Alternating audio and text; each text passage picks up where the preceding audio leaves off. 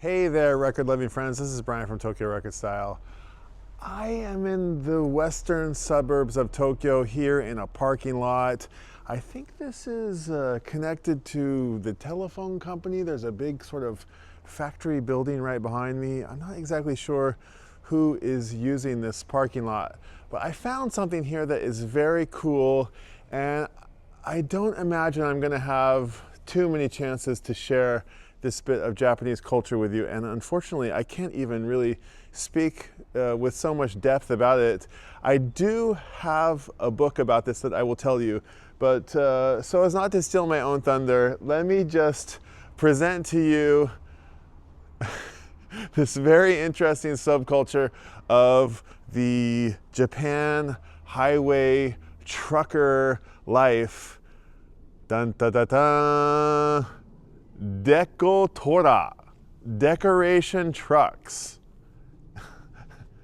This is the culture of truck drivers who drive these very crazy, amazingly decorated trucks that I imagine they own outright, and they decorate them on the highway, and they're really best seen at night, illuminated as if they're almost alive as human trucks, sort of a Transformer Maximum Overdrive. Was that the name of the movie where the trucks come to life? And I've seen this truck a few times on my way to and fro, and I thought it would be really nice to chat with the owner of the truck, but I haven't seen him, and these guys only really come out in the middle of the night, at like 2 and 3 in the morning. If you're out on the highways at 2 and 3 in the morning, you may see a Decotora, a decorated truck.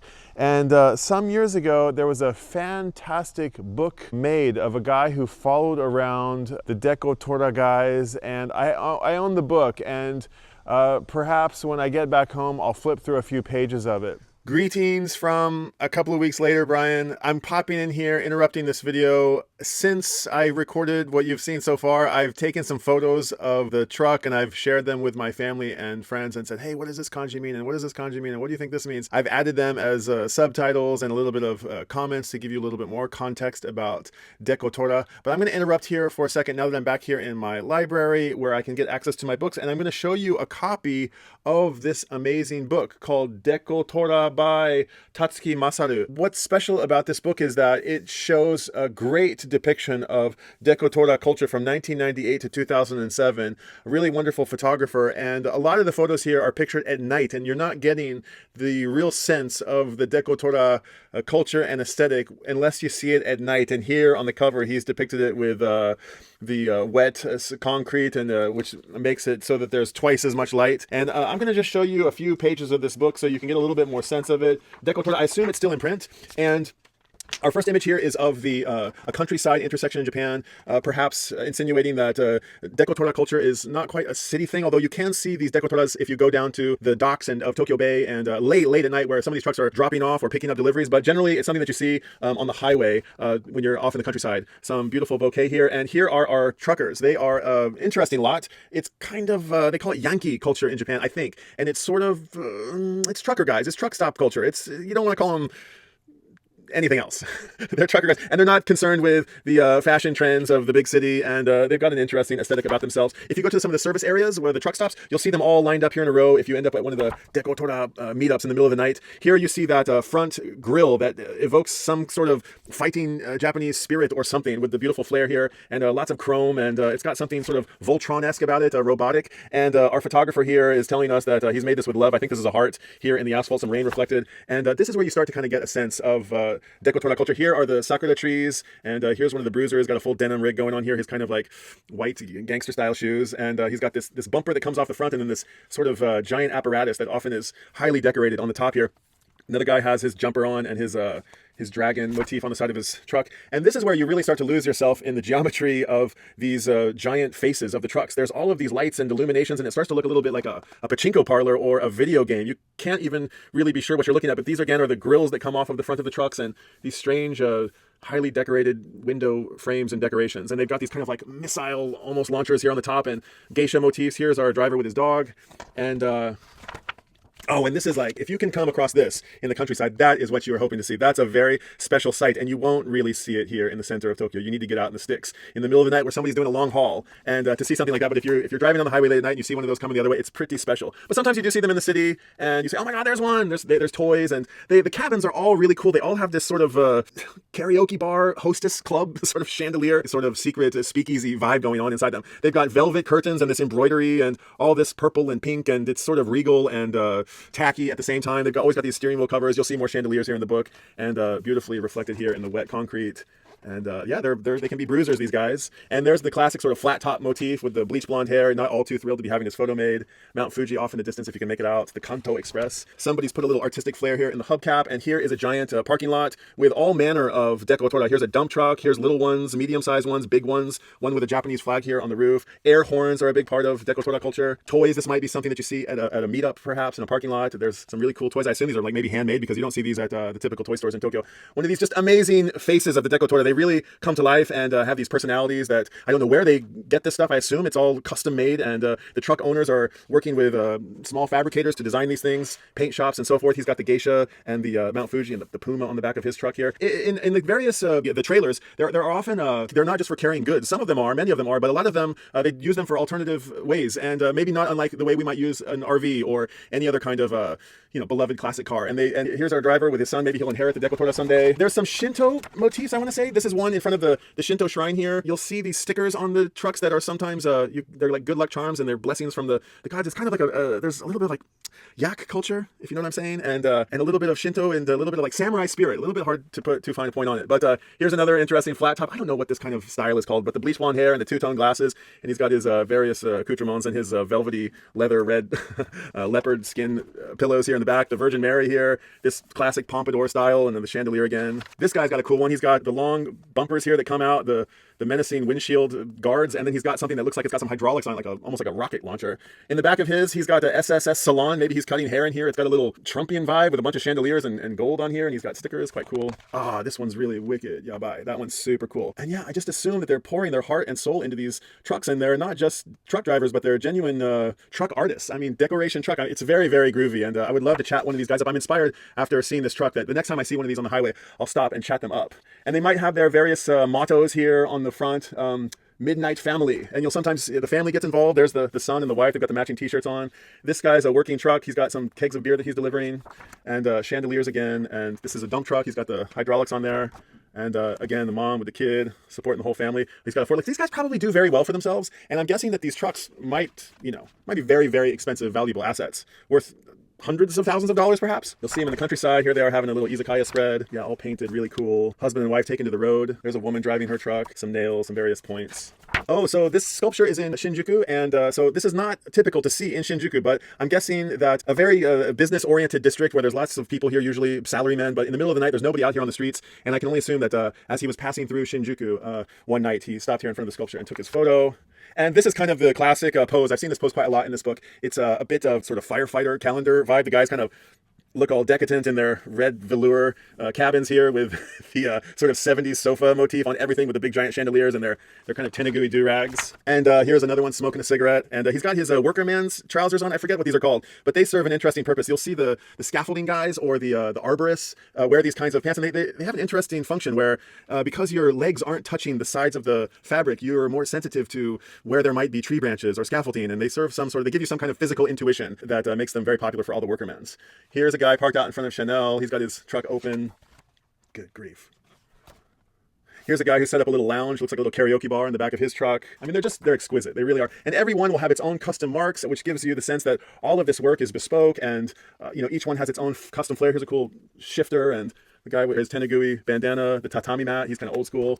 There you go again, another guy looking sexy in his, and they've got it like all the way down the steering column, and like every surface of the truck is covered. This guy's got a little K car, a little tiny engine car with these like yellow license plates. They're called the K cars. You might know about them. He's an artist and looks like an airbrush guy. He's got his artworks out maybe at a meetup. They got to be mindful of the height so they don't hit the gasoline station thing. Really great photo work here. Everybody wearing orange and red in this beautiful skyline. And whoa, he's got the Louis Vuitton, the Louis Vuitton seat and steering wheel, and that's fun. And another Mount Fuji motif with the circle window. That's pretty cool. And air horns again are a big part of the culture. There's a little ladder. The kids have taken their shoes off at the entrance of the trailer. More guys looking sharp. Aya Hime. Hime means princess. This might be Aya's princess, but Aya's a woman's name. So I suppose there's probably great women truck drivers in this culture as well. Here's a bicycle. Maybe one of the parents have made a deco bike for the kid, and they bust it out at truck stops, and he can ride around. And yeah, the samurai kind of fighting spirit here. Yeah, I mean, it looks like it's like Christmas, you know, all year long. Very cool. And Masaki-san did a really good job with this. Masaru Tatsuki Masaru. Very cool photos. And very cool inside peek into a very interesting subculture of Japan. And I just wanted to give you a sense of this so you can understand this is really what it's like. It's better to experience at night, really, than in the daytime. So that's kind of what I came across. The one that I'm showing you right now, it's not as crazy as this one, where it has 3 stories of these decorations. It looks like something you'd find in like India or perhaps Mexico or South America or something. It's very interesting. I don't really know all that much about it, but I saw one parked in a parking lot, like in a back alley, and this is like what I wanted to show you. But you can understand why it's kind of fun to see these at night, and you get a little bit better sense of it. And yeah, Decotora, Tatsuki, Masaru, I assume it's still in print, so go out and find this book if you're interested. And I will hand it back over to you, Brian, from 2 weeks ago. Take it away and show these guys the rest of this Decotora. Gamate. But I wanted to show you a real deal example of it. Here it is. It is really a fantastic, kind of lightweight truck. This isn't a very big one, but they are known for having this apparatus that comes off of the front and comes off of the bumper here that makes them look sort of menacing. This one is not actually all that menacing. It's got a little sweetness to it. I hope it's coming through. I'm going to show you some details of it, but it's a fun little chance to share. I think this comes from maybe manga culture, some comic culture. It might come from an old anime from a while back, and there's something about it that has a sort of samurai fighting, Japanese fighting spirit to it. I'm not exactly sure what it is, but it's the lines and the shapes and a few of the nuances and minor details of it. But have a look at this. It's really, really interesting. So over here, there is a picture of a character with a frog, and this is probably some ancient story that I ought to know well about. And I can read over here that there's a date over here on the corner. And sadly, I won't be able to share that much with you about the date. Oh, I can see he has some message here on the back. And if I was better at reading kanji, I would be able to tell you what that is. But it looks like he's got like rockets on the back. And look at these little details. There's a dragon and a tiger here on the plate. And yeah, these incredible lights that I imagine they're outfitting from, you know, truck stops, and probably now you can get these pieces on various automotive sites and Amazon and such. But all of this is not standard issue.